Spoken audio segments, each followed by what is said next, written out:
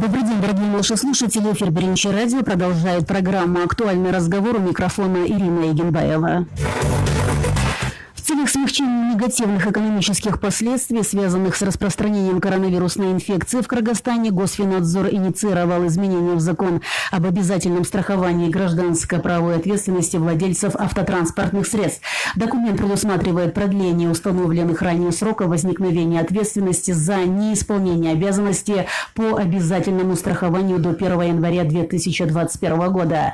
Напомню, что в Кыргызстане ОСАГО было решено внедрять поэтапно, начиная с 1 апреля 2020 года, но COVID-19 внес свои коррективы, иначе говоря, изменения. Сегодня уже принято решение о переносе внедрения обязательного страхования автогражданской ответственности на 1 января 2021.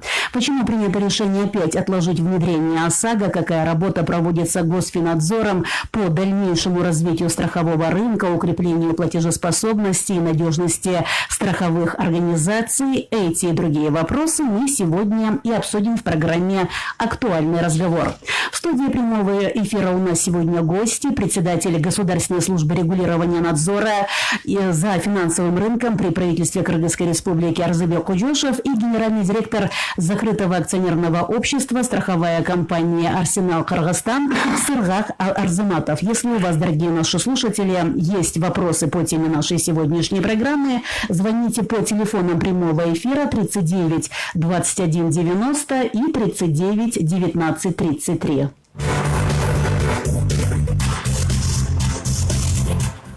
Арзыбек Урузбекович, Сыргак Джумадилович, добрый день. Спасибо за то, что сегодня пришли в студию прямого эфира. Здравствуйте. Арзыбек Урузбекович, во-первых, позвольте поздравить вас с профессиональным праздником, Днем финансово-экономического работника Кыргызской республики. С вашей стороны, со стороны Госфинадзора, обеспечение финансового и экономического благосостояния нашей страны – это сегодня наверняка приоритетное направление, ведь уровень нашей жизни зависит от того, как развивается отечественная экономика и, соответственно, как развивается финансовый рынок.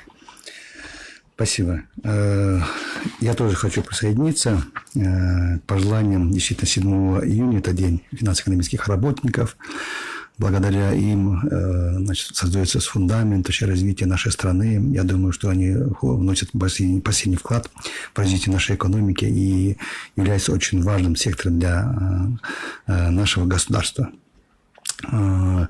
Хотелось бы начать с того, что Госфинадзор занимается 6 направлениями работы. Первое направление – это рынок ценных бумаг, страховая деятельность, бухучет, аудит, ломбардная деятельность, лотерейная деятельность и накопительные пенсионные фонды. Тут 6 направлений работы мы занимаемся. Вы очень правильно сказали, что по закону об ОСАГО мы правительство приняло решение опять немножко перенести. К сожалению, это такой бородатый закон получился у нас. Она была принята еще в 2015 году. Потом было принято политическое решение. Парламент передвинул ее реализацию на 3 года, 2019 год.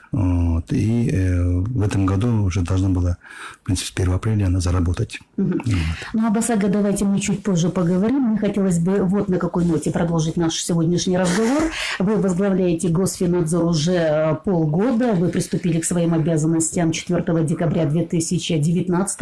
Ну вот уже 6 месяцев. И хотелось бы сегодня узнать о предварительных итогах вашей работы.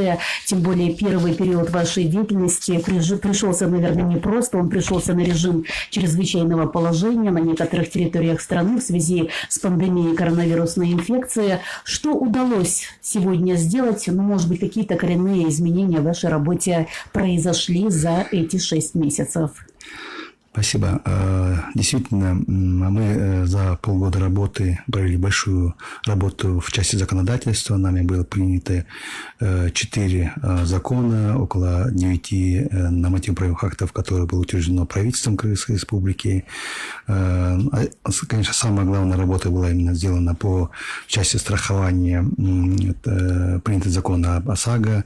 Кроме того, мы в 3-м чтении, буквально неделю тому назад, мы в 3-м чтении приняли закон изменения жилья, страхования жилья именно.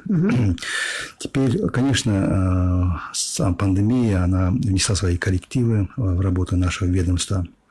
Надо сказать, что вот кризис, который сегодня наступил, это кризис, он как бы сам по себе уникальный, она не похожа ни на один кризис, который сталкивалось человечество, даже с теми кризисами экономическими 2008 года, 1998 года, она обхватывает по своей глобальности практически весь мир. И сегодня каждая страна, она ищет такие рецепты, как быстрее выйти с этой стагнации. Надо сказать, что все параметры, макроэкономические параметры мировыми финансовыми институтами, они снижены. Наша страна тоже, Министерство экономики, тоже снизила наши макроэкономические показатели на 5,3% снижения будет. Кроме того, инфляция тоже около 10%. Внесены изменения, соответственно, бюджет, потому что потери бюджета очень большие, налоговые. Около 31 миллиарда сомов были потери, расчетные потери по налогам и таможенным поступлениям. Надо сказать, что в связи с этим правительством были приняты меры по пересмотру бюджета. Фактически это как бы является таким чрезвычайным бюджетом, можно назвать. Была сокращена расходная часть на республиканского бюджета на более чем 10 миллиардов сомов. Фактически все операционные расходы, которые являются неприоритетными, они были сокращены. Местный бюджет претерпел изменения, сокращение около 1,5 миллиарда сомов. Кроме того, дефицит бюджета, к сожалению, тоже увеличился. Если оно было утверждено в сумме 7,9 миллиардов, сегодня оно уже составляет 27 миллиардов. То есть это тоже не очень хороший показатель, к сожалению. Но сегодня правительством уже принято было 2 пакета антикризисных мер. Первое было принято 30 марта, второе было 6 марта. Первое было больше направлено на социальный сектор, на здравоохранение и социальное обеспечение. В втором пакете мер были полиэкономические меры. Что касательно теперь моего ведомства, мы работаем непосредственно с акционерными обществами, как я сказал, ломбардными организациями, страховыми компаниями в целях помощи нашим курируемым ведомствам. Первое, то, что мы сделали, это перенесли собрание акционерных обществ. Они должны были провести до 1 мая, мы перенесли их до 1 сентября. Второе, отчетность всех подведомственных организаций. Они ежемесячно должны были давать отчеты, мы их тоже передвинули на 1 месяц. Кроме того, очень много было вопросов по ломбардным организациям. У нас в Кыргызстане около 313 ломбардных организаций. Мы им рекомендовали реструктурировать выданные займы. Кроме того, рекомендовали не начислять пени, штрафы и проценты. Это мы, конечно, в большей степени от ломбардных организаций получили большое понимание. Теперь, если касательно более глобальных антикризисных мер, которые были приняты правительством, я буквально немного остановлюсь на них. Знаете, что произошла аккумуляция средств и создан антикризисный фонд. Туда вошли деньги, которые поступили у нас от внешних наших доноров, Всемирного банка, Азиатского банка развития и других международных финансовых институтов. Сумма ее составила порядка более 400 миллионов долларов. Кроме того, внутренние наши резервы, сокращения, которые были сделаны республиканским бюджетом, другие средства были изысканы, они будут направлены на поддержку малого и среднего бизнеса.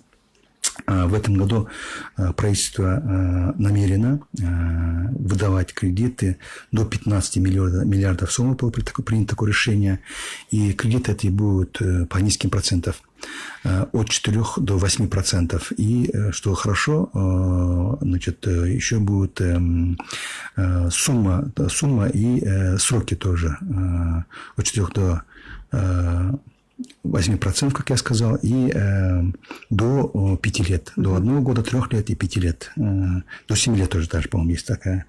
И в следующем году нарастить эту сумму до 40 миллиардов, получается. В целом 15 миллиардов в этом году. Я думаю, что это будет таким хорошим поспорим для того, чтобы малый и средний бизнес он вышел с этого кризисного состояния. Я думаю, что в третьем пакете мер она будет уже более направлена на долгосрочный период, до 3 лет, я так думаю, там тоже будет принят ряд мер, которые дадут оказывают помощь нашим предпринимателям. Напомню вам, дорогие наши слушатели, телефоны прямого эфира 39 21 90 и 39 19 33. Арзыбек Урузбекович, давайте мы сейчас все-таки на ОСАГО более подробно остановимся. Мы сейчас с вами будем говорить о работе по ведению обязательного страхования гражданско-правовой ответственности владельцев автотранспортных средств. Опять же вопрос. ОСАГО сейчас планируете перенести. Почему такое решение было принято? Чем вы руководствовались? Вот вы чуть ранее отметили, что это такой закон, бородатый закон, то есть когда он будет введен, пока еще неизвестно, мы будем надеяться, что совсем скоро. Давайте вот начнем вот с чего. Что такое ОСАГО? Я знаю, что немногие наши радиослушатели до конца понимают, что такое ОСАГО, но надо сказать, что ОСАГО – это страхование не автомобиля, а ответственности водителя. Я правильно говорю? Да, это страхование ответственности от третьих лиц. Допустим, если водитель виновник аварии, значит, страхуются люди, которые получают от этого увечья, вот так, если простым языком говорить. Вот. ОСАГО, практически, если международный опыт говорит, она во многих странах мира, в наших, значит, соседях, в том же Казахстане, России, Армении, она очень плотно, в Узбекистане она работает. Даже вот я привожу пример, что даже в Афганистане она введена. Вот. Мы к сожалению, страна, которая мы все время об этом думаем, переносим. И, к сожалению, может быть, и здесь есть немного наша вина, что, может быть, нужно будет почаще проводить такие разъяснительные работы, и мы будем на вас очень надеяться, что в средствах массовой информации мы об этом будем чаще говорить. Но рано или поздно ОСАГО надо все-таки вводить. К сожалению, есть очень плачевная статистика, очень плохая статистика у нас есть. Ежегодно практически погибает от дорожно-транспортных происшествий до 1000 человек погибает. От 3000 до 10 тысяч получают увечья. Эти люди, которые потом материальную помощь практически не получают. Если у нас ОСАГО внедрится, я думаю, те люди, которые страдают, в смысле, в ДТП попадают, они будут получать деньги. И вообще, это, конечно, сама культура страхования, она уже тоже должна потихоньку в сознание наших людей входить. Я думаю, что мы вместе с нашей страховой компанией будем этим вопросом заниматься. Но то, что сейчас закон пока не введен, Арзыбек Урузбекович, не говорит ли это о том, что в данном законе может быть немало пробелов и немало недоработок? Или все-таки он сегодня такой идеален, что об этом даже и говорить не приходится? Закон, его неидеальность показывает только, когда она уже начинает работать. Этот закон еще не начинал работать. Он все время просто-напросто отказывался. В этом году, по идее, которую, когда уже в марте президент подписал, значит, с 1 апреля должны были работать 3 компонента. Первый – это иностранные машины, которые заезжают на территорию Кыргызской республики. Второе, значит, это юридические лица, это муниципальные и государственные машины. И третья категория – грузовые машины свыше 12 тонн. Вот. В связи с пандемией она внесла свои коррективы. Сегодня правительством было, на настоящий момент правительством было принято решение перенести ОСАГО по 2 категориям. Это по юридическим лицам и автомобилям, грузовым автомобилям до свыше 12 тонн. Вот. В этом году мы оставляем только иностранные машины, а с следующего года, с 1 января, мы уже будем носить и другие категории. Напомню, что сегодня у нас в гостях и генеральный директор закрытого акционерного общества страховая компания «Арсенал Кыргызстан» Саргах Арзыматов. Саргах Джумадилович, вот на ваш взгляд, может быть, закон об ОСАГО надо было давно вводить, не запоздал ли Кыргызстан в отношении ОСАГО? Ведь Арзыбек Урузбекович сказал, что даже в Афганистане есть, а вот в Кыргызстане, к сожалению, может быть, для кого-то, к счастью, нет. Что скажете? Здравствуйте, уважаемые радиослушатели. Я действительно согласен с Арзыбеком Урузбековичем и с вами, поскольку мы действительно запоздали по внедрению данного закона. Как мне известно, уже больше 10 лет страховые компании все еще собираются внедрять этот закон, но каждый раз он откладывался по разным политическим причинам, да, то выборы Джорку Кенгеш, то смена правительства, и каждый раз этот вопрос откладывался. Но в этом году наше правительство и президент, и парламент, как говорится, действительно уже созрели, приняли закон, но пандемия внесла свои коррективы. И чтобы было меньше нагрузки для населения, чтобы недопонимания не было, такой период, и приняли такое решение отложить. Ну, что поделать, мы 10 лет ждали, еще подождем. Да? Но на самом деле этот закон нам очень сильно нужен. Все думают, все почему-то наше население сравнивают его с налогом, но я бы с этим категорически не согласен, поскольку его страховку нельзя расценивать как налог.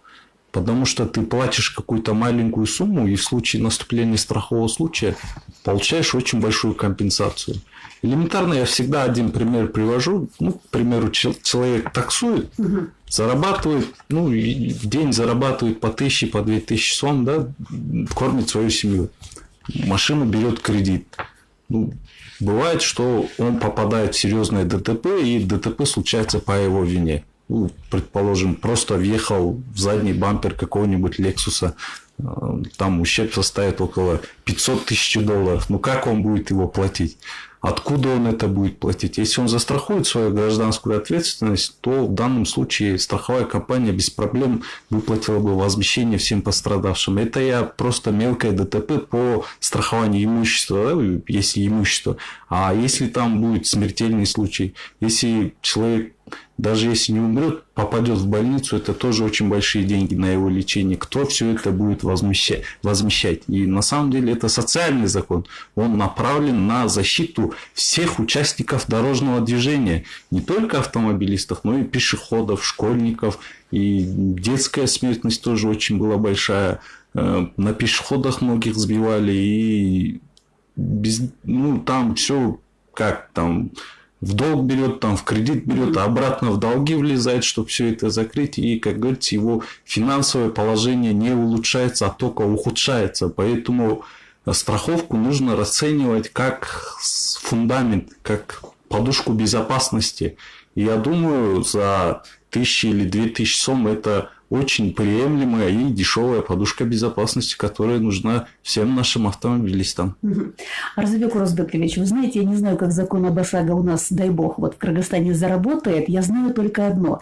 Когда происходит ДТП, вот у нас в Кыргызстане, водители как себя ведут? Сами прекрасно понимаете. Выходят с машины, начинают выяснять отношения, многие скрываются с места ДТП, бывает даже рукоприкладство, начинают друг друга избивать. Ну и такое бывает, я вам, наверное, в Америке не открываю. Смотришь российские фильмы, если вдруг произошло ДТП, водители спокойно сидят в автомашине, даже не выходят, спокойно, не нервничают. Ну, конечно, я понимаю, что здесь, конечно, соблюдается культура водителя, но, тем не менее, я думаю, что до такой вот культуры водителей мы наверняка доживем. Ведь я еще раз хочу сказать, что ОСАГО, наверное, все-таки это такой закон, когда не стоит нервничать. Опять же, если он заработает, то, соответственно, если происходит ДТП, то особо-то и переживать не стоит. Я с вами полностью согласен. Вот когда я тоже был в другой стране, мы с водителем ехали, и произошел вот такой страховой случай. Вот, врезалась машина, водитель даже не вышел из машины, он позвонил страховой компании, сказал, вот такое произошло ДТП, я прошу вызвать, значит, страхового агента, и буквально в течение 40 минут приехал страховой агент, ну, конечно, там и гаишники подъехали, и он даже не выходил, ни с кем не ругался. У нас, к сожалению, ситуация по-другому. Начинает, как вы говорите, выходить, выяснять отношения, кто прав, кто не виноват, кто, а потом даже, если пойдет судебный процесс, он очень такой затяжной, нервов очень много уходит. И самое обидное, когда, вот, допустим, иногда бывает, что человек, который не виноват, он потом в конечном счете оказывается виноватым. Вот. И данный закон, он вот эти проблемы снял бы, я так думаю, и Сырак очень правильно сказал, что это можно назвать даже социальный закон. Это чтобы население берегать от таких случаев. И население по нашему графику, она должна где-то с 1 января 2022 года. То есть к этому времени мы, я надеюсь, проведем хорошую разъяснительную работу, чтобы большинство населения понимало, вот, что это наоборот, это лучше, хороший закон. Мгм. Вот хотелось бы зачитать мнение нашего пользователя, который на страничку Беренча радио отправил свой комментарий. Пишет: нужно более доступно разъяснять цели и задачи ведения ОСАГО, подготовить всех участников процесса к необходимости обязательного страхования, качественно отработать все механизмы реализации закона. Но это вот такое пожелание. Я не знаю, что вы скажете, Арзебек Урузбекович. Давайте мы выслушаем нашего слушателя, который вот только дозвонился в студию прямого эфира. Говорите, мы слушаем. Так. У нас очень многие шофера, машины, которые воду дали, не свои машины, у них документы чужие. Все машины, которые в данное время работают в таксомоторных стоянках, они чужие машины, чужие документы. Они могут застраховаться. Первое. Второе. Когда застрахуют машину, сколько он тут платит в месяц? Конкретно говорит об этом, чтобы было всем яснее. Алимов. Угу. Вопрос, я думаю, понятен. Я не знаю, кто ответит, или вы, Арзебек Урузбекович, или Сархат Джумадилович. Но вот первый вопрос, да, что многие водители, например, берут автомобиль в аренду, соответственно, передвигаются по городу, ну, может быть, по населенным пунктам. Насколько вот здесь вот прописаны правила, как можно застраховать. Но опять же, ОСАГО – это страхование не автомобиля, еще раз, наверное, напомним, а страхование ответственности водителя. Кто может сказать? Пожалуйста. Наверное, я отвечу, поскольку мы на практике часто сталкиваемся с такими моментами. Это страхование ответственности водителя. Водитель сел за руль, он должен застраховать свою ответственность. Ну, если бывает, да, законодательство позволяет, чтобы он водил другой человек, но неважно, кто за рулем сидит, страховая ответственность должна быть перед третьими лицами, должна быть застрахована. Она должна быть застрахована либо владельцем, либо водителем. Нам не важно. Самое главное, чтобы должна была застрахована ответственность. Если ответственность застрахована, все, он без проблем может водить. Второй момент, второй вопрос был касательно денежных средств. Да. Денежных средств пока правительство нам еще официально не утвердило. Я об этом скажу. Да. Скажите, конечно. Средняя стоимость страхового полиса будет стоить 2200 сомов. Это в год? Это в год, да. Это в год. Ну, поделите, если на 12 месяцев, там уже сумма маленькая будет. Базовый страховой тариф – это 1680 сомов будет. Самый низкий тариф – это если это будет зависеть от… У нас там есть 4 коэффициента. Это, значит, какого типа машина, его технические характеристики. Второе – от возраста и стажа вождения. Третье – это будет зависеть от того, что были страховые случаи до этого. Ну, до этого, конечно, немножко уже как бы страховая история, так называемая. И четвертое, если будет диагностическая карта или так называемая техосмотр, она будет на 20% ниже. Вот. Если говорить о суммах, самое, например, если возьмем Honda, машину Honda, такую маленькую, она будет платить 1680 сомов. Toyota Land Cruiser, который по объему, допустим, и по дороге, большой, это максимально она будет платить в год 3410 сомов. Ну, для Land Cruiser это недорого. Конечно, это один раз, два раза заправиться для него, и зато это он будет застрахован. И, конечно, допустим, там, если транспортные машины, автобус, грузовые машины, чуть будет подороже. В целом, если говорить о тарифах, у нас самые низкие тарифы по странам есть, будут. И самое главное, мы хотим в начальном этапе, чтобы внедрить как бы культуру населения, чтобы они покупали страховые полиса. Вот, допустим, если в Казахстан, многие у нас в Казахстан заезжают, там сразу, если ты не возьмешь страховой полис, гаишник сразу автоматически останавливает.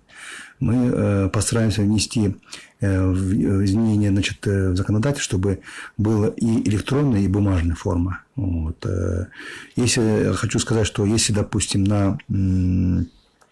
если когда ОСАГО войдет, если она не будет, человек, который не купил страховой полис, тогда он будет оштрафован до 3000 сомов. Вот. Вот. Если, допустим, произошел страховой случай и машина повреждена, можно оплачивать, страховые компании будут оплачивать до 150 тысяч сомов. Да, вот такие суммы. Разрешите дополнить, да? Я как понимаю, если штрафы будут, то, соответственно, надо все-таки застраховать ответственность водителя. Это, опять же, не добровольная будет процедура, а обязательная. Я правильно говорю? Это обязательно. Это обязательно, Да, государство говорит, если ты водишь машину, будь добр, застрахуй свою ответственность. Это не налог. Если действительно по твоей вине случается ДТП, страховая компания вместо тебя возмещает всем пострадавшим денежные средства. Поэтому это очень выгодный тариф. И вообще сама система разработки этих тарифов, мы тоже вместе с Финнадзором участвовали в этих рабочих группах, это самые низкие тарифы. Самые низкие тарифы по СНГ. И там учитывается стаж водителя, вообще год происхождения машины, объем этой машины. И действительно, когда машина большая, грузовик же может там раздавить целую толпу же. Ну, я, конечно, утрирую, но тогда действительно ущерб будет очень большой. И поэтому такие разницы, да? Давайте мы выслушаем еще одного нашего слушателя. Говорите. Здравствуйте. Добрый день, говорите. Орысша айтып атасыңар, Ирина. Меники темага туура келеби, туура келбейби? Алда экономисттердин биз бул жашоо микрорайондо вот бизге продукту боюнча мен молочный. Бары кымбат, анан продуктунун состав эмеси качествосу ушу экономисттердин айткылачы республика боюнча. Мына азыр эле мен чалдым, жанагы сүт ташыган эмеде суу, жарымы суу, 1 литрдин жарымы суу. Анан Норик молочный общий айтайын. Бул сүттүн раньше жакшыраак болчу, каймактар 60-тан 70. Вопрос понятен. Спасибо вам, уважаемая слушательница. Разыбек Урузбекович, вот знаете, мы с вами начали о том говорить вот в начале программы о развитии экономики, поэтому наша радиослушательница и задает, наверное, в созвучии этого вопрос. Я, конечно, понимаю, что вопрос не по адресу, но давайте вот продолжим, да, насчет ОСАГО.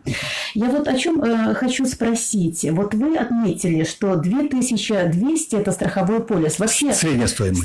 Средний, ну, так я говорю, в среднем будет 2200. Вообще, вот региональный коэффициент, или, например, машина здесь, вот в Бишкеке, в столице, или, может быть, где-то в регионе, в отдаленном, то есть здесь вы учитывать не будете. Я почему это говорю? Когда мы страхуем свое жилье, вот, например, в сельской местности это 600 сомов, да, в городе это 1200. сомов, да. Получается, если мы говорим об ОСАГО, неважно, где передвигается автомобиль, в Баткене, в Аше, в Джалабаде или здесь, соответственно, в Бишкеке, в среднем страховой полис будет стоить 2200. Да, это у нас региональный принцип там не заложен, потому что если это касательно было страхования жилья, жилье в одном месте стоит, а автомобиль вы можете в Баткене ездить, в Талас ездить, поэтому мы это критерий региональный принцип не взяли. Да, Хотя, возможно, в будущем, скорее всего, может быть, откорректируется, но нам нужна статистика, где бывает больше ДТП, где бывает больше. Если, например, взять Бишкек, тут смертельных случаев очень мало, но мелких ДТП очень много. А в больших трассах, например, Бишкек-Иссык-Куль или Бишкек-Ош, там действительно смертельных случаев очень много бывает. Мы же не можем, по факту, например, если он случается в Джалабаде, да, смертельных ДТП, мы же не можем повысить коэффициент в Джалабаде, да, поэтому это неправильно будет, да, скорее всего. Поэтому мы должны поработать 2-3 года, и, соответственно, потом будет возникать этот коэффициент, основываясь на статистику, на реальную статистику. Когда закон будет работать, мы все плюсы и минусы увидим этого закона. Закон – это как живой организм. Когда что-то будет хорошее, что-то будет не очень хорошее, и когда уже мы с гражданским обществом непосредственно от них будем получать сигналы, мы потом, возможно, будем… Тем более, значит, тарифы, правила страхования, они утверждаются не законом, а постановлением правительства. Это будет легче сделать, и она будет более иметь гибкий механизм. Ну вот если закон об ОСАГО будет введен, Арзыбек Урузбекович, вообще понятно, и можно ли сейчас говорить о том, что кыргызстанцы могут сами выбрать себе страховую компанию? Их, по-моему, у нас в Кыргызстане около 20, да? 17 страховых компаний. 17 страховых компаний. То есть я выбираю любую, но у нас же есть еще и государственная страховая организация. Вот они могут этим заниматься, или это все будет в руках частников? Нет. Все 17 страховых компаний могут заниматься, и зависит от того, какой гражданин какую компанию выбирает, и при этом компания не имеет права отказывать. Это четко у нас зафиксировано будет. Какую компанию выбирают, они туда будут. Ну, конечно, у каждой компании есть свое имя, есть своя история. Значит, многие, например, население, которые сейчас на добровольной основе страхуются, они, может, уже знают эту компанию. Поэтому тут ограничения. Все 17 страховых компаний, любые из них могут страховать. Я почему задаю этот вопрос? Потому что вот об ОСАГО-то я веду программу не в первый раз. Вот я помню опасения наших слушателей, что как можно давать это частным компаниям. Ведь частные компании рознь. Одна, например, частная страховая компания работает добросовестно, вторая, может быть, не очень. Вот здесь вот механизмы прописаны, а вот ответственность частной компании. Все механизмы будут прописаны постановлением правительства. Для всех страховых компаний правила будут едины. И, соответственно, Госфиннадзор, как орган, который является регулятором, мы эти вещи будем рассматривать. И страховая компания не заинтересована как бы потерять свой имидж, потому что если, допустим, на них будет очень много жалоб, соответственно, реакция со стороны государства, со стороны регулятора будет адекватная будет на них. И будет рассматриваться их вообще вопрос. Вот. Поэтому я думаю, что эта свободная конкуренция будет между страховыми компаниями, это будет нормально. И потом мы уже увидим, какие компании сильные, какие компании. Саргай Джумадилович, еще раз хочу напомнить, что вот нашим слушателям, что ОСАГО – это страхование не автомобиля, а ответственности водителя. Но есть у нас, наверное, в стране и страхование автомобиля. Это ведь другой вид страховки, да, так называемая каска. Вот насколько сегодня кыргызстанцы страхуют автомобиль вот у нас вот в стране по каска? Это вот опять же добровольно, но тем не менее со стороны наших радиослушателей, граждан есть желание застраховать свой автомобиль? Да, действительно есть. У нас пока сами через испытания, через ДТП не пройдут, не придут добровольно страховаться, но все приходят. Прирост есть, он в столице, в Бишкеке есть прирост. Действительно, люди приходят, сами страхуют свою машину, когда кто-то его стукнул, кто-то его поцарапал, и это на самом деле тоже нужно, потому что тебе нет необходимости с этим человеком судиться, ругаться, там, искать СТО, потом что-то так не так сделали, то у него денег нету. Бывает такое, и поэтому легче застраховать и спать спокойно, потому что вдруг там тебя, если не ты, то в тебя могут въехать сзади, и может он просто, если это старый москвич, к примеру, он может отдать просто ключи и сказать до свидания, там делайте, что хотите, да, и такие случаи тоже бывают, поэтому мы всегда рекомендуем всем нашим клиентам страховать свою машину, страховать свой дом, страховать свое здоровье, страховать свою ответственность, и я думаю, это очень приоритетно. Мировой опыт показывает, что страхование нужно всем. Арзабек Урузбекович, есть у нас же городской муниципальный транспорт, да, общественный, есть у нас бусики, вот микроавтобусы, которых в городе очень много. Вот они обязаны будут тоже застраховать? Или все-таки вот как этот вопрос будет решен и из чего кармана будет уходить? Из городского, например, бюджета, если, например, муниципальный возьмем транспорт? Это будет зависеть от того, кому этот транспорт принадлежит. Если это муниципальный транспорт, то будет платиться из бюджета города. Это если государственный транспорт, то будет платиться из государственного, то есть республиканского бюджета. Если это частники, то они будут. Но когда ОСАГО войдет, все категории автомобилей, они будут обязательно страховаться. Все категории, независимо от того, что он является там, грузоперевозчиком или пассажироперевозчиком, все категории будут туда входить. Вот у меня сейчас возникает такой вопрос. Вот смотрите, я, например, живу здесь, и есть у меня автомобиль, который, вернее, не то, что я автомобиль застраховала, я, в общем, выплатила около 2200, и, в общем, я по ОСАГО сделала все процедуры, заплатила. И вот я хочу на этом автомобиле, например, поехать в Российскую Федерацию, Арзабек Урузбекович.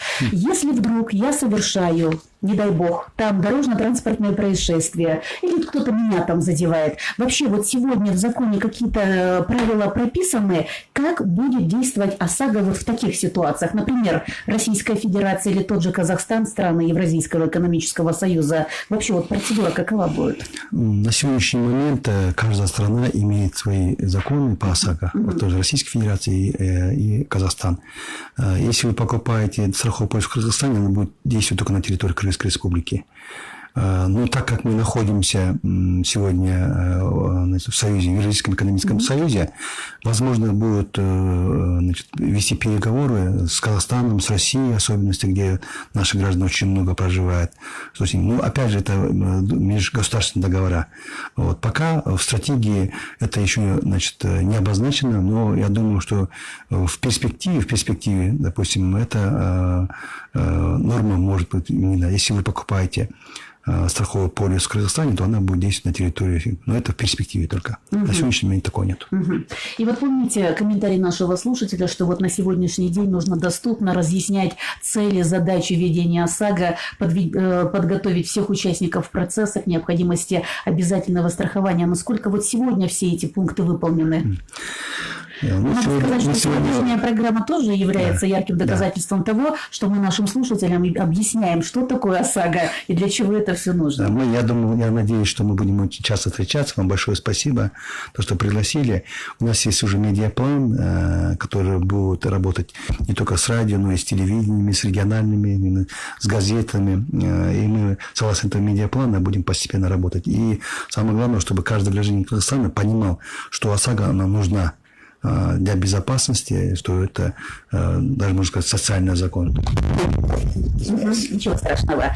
И еще такой вопрос. Вот смотрите, страховой, значит, полис, да, мы говорим, около 2200 сомов. Вы отметили, Арзыбек Урузбекович, что здесь, конечно, имеют такие факторы, как, например, тип транспортного средства, возраст, стаж вождения. Вот смотрите, если, например, я грамотный водитель, стаж вождения у меня более 15 лет, ни одного штрафа нет, например, да, себя я веду на дороге очень грамотно. Что это вы как-то будете учитывать? Это каким будет, образом? да, это будет, значит, она геометрически, если не будет расти, она будет геометрически, она будет уменьшаться.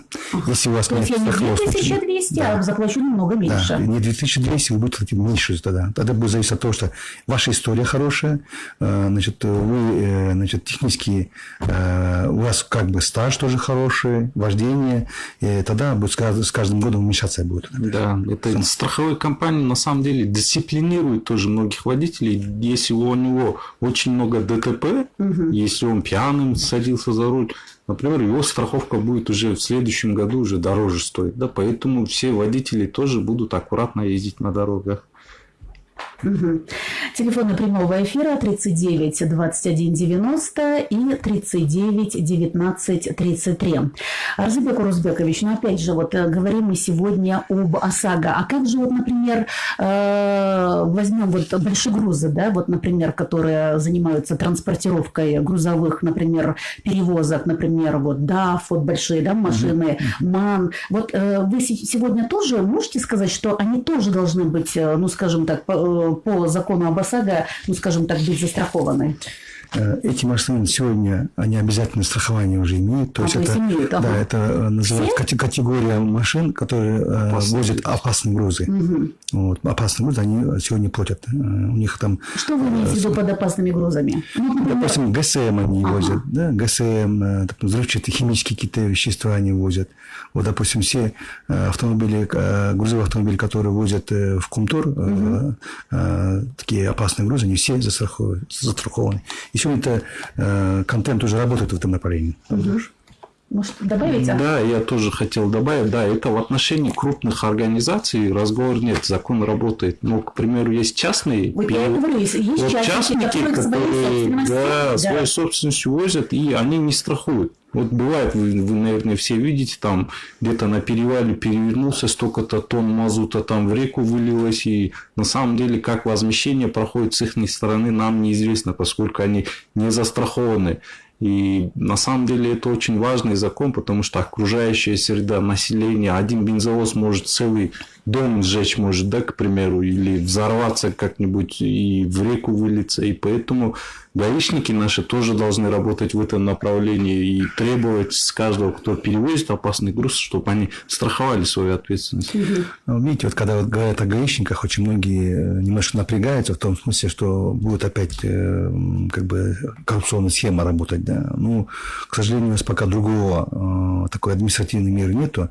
Но мы очень надеемся на то, что безопасный город, допустим, сам вот этот проект в целом по стране, когда единица, мы введем, так сказать, электронный формат страхового полиса, и наши органы, которые будут этот вопрос проверять, они не будут останавливать машину, просто будут по своему, например, телефону, по базе данных проверять, это имеет данный автомобиль ОСАГО или не имеет. Я ведь не зря про частные компании Розыбек Рузбекович чуть ранее спросила, знаете почему? Вот смотрите, я и мои родственники по ОСАГО, например, мы 10 автомобилей, страховой случай, например, если в среднем 2200, это получается 22 тысячи получила, например, частная компания, ну вот, например, Сыргака Мырзы, вот, к примеру. Получается, эти деньги куда идут? Только вот в карман частной компании или все-таки идет какая-то часть в государственный бюджет? Я почему спрашиваю? Вот я знаю, что, например, в Беларуси 80% идет, например, в МВД, в Минтранс, там, например, в Минздрав, МЧС, на ремонт дорог, и лишь только 20% остается бизнесу. А вот у нас прописано, куда эти деньги будут идти? Не, вы сейчас перечисляете, вот сколько вы заплатили, да? Да, 10 машин, 20 тысяч, 20, да? А я вам скажу, да? что страховая компания за каждую машину по 450 тысяч несет ответственность. Давайте 400 тысяч, если умножить на 20, то мы уже перед вами несем ответственность на... Я хочу задать да, почти на 8 миллионов мы перед вами несем ответственность. И частная страховая компания будет выполнять свои обязательства. Она формирует резервы. Вот, например, как это высшая математика, там, если 100 машин ты застрахуешь, из них обязательно с 10 машинами что-то случится, и ты всем выплатишь.